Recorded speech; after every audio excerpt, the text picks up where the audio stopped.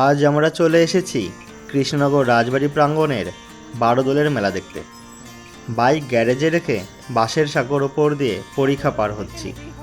রাজবাড়িকে বাইরের শত্রুর আক্রমণের হাত থেকে বাঁচাতে এই ধরনের পরিখা খনন করা হতো আর কুমির দিয়ে পূর্ণ করা হতো।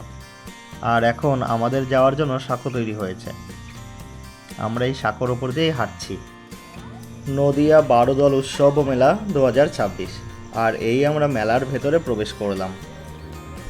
মেলার ভেতরে প্রবেশ করেই দেখতে পেলাম একের পর এক স্টল। বেশ সুন্দর গোছানো, সুন্দরভাবে সাজানো, যথেষ্ট বড় একটা মেলা।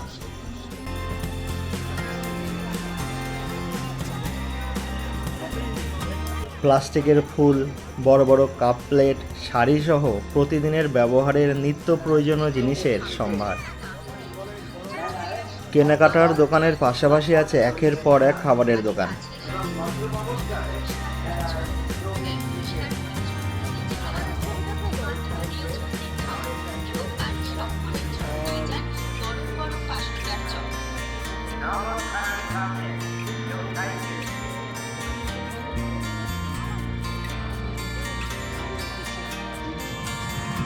সবার আগে নজর কাড়লো মাশরুমের পকোড়া। এর আগে আমি কখনো মাশরুমের পকোড়া খাইনি। প্রথমবার কাসুন্দি দিয়ে মাশরুমের পকোড়া ট্রাই করলাম, বেশ ভালোই লাগলো।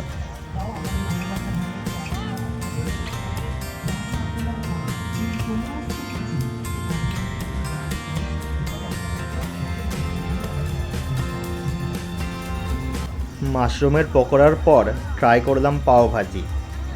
এর আগে আমি কখনো পাওভাজি খাইনি। সাউথ ইন্ডিয়ান খাবার হিসেবে পাওভাজির নাম শুনলেও আগে কখনো খাওয়া হয়ে ওঠেনি, তাই একবার ট্রাই করে দেখলাম।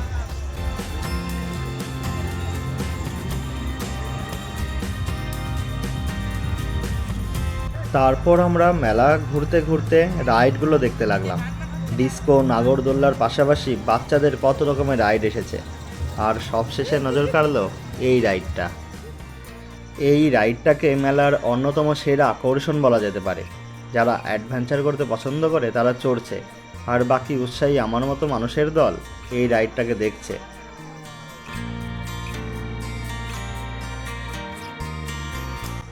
ওপরে যেভাবে উল্টো করে ঘোরাচ্ছে দেখেই আমার বউ আমার হাত চেপে ধরেছে, ওঠা তো দূরের কথা।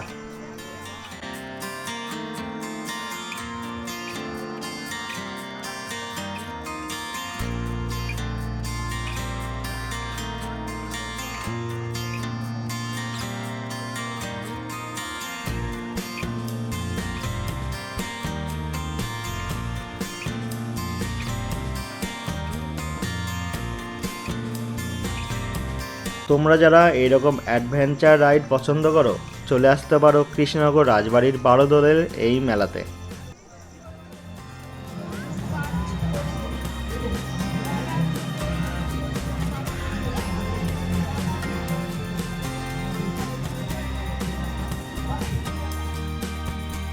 এরপর আমরা আরেকটু মেলা ঘুরে কিছু বইয়ের দোকান দেখে ফুচকা আর আইসক্রিম খেয়ে মেলা থেকে বেরিয়ে কৃষ্ণনগরের সরভাজা আর সরপুরিয়া নিয়ে চলে এলাম বাড়িতে।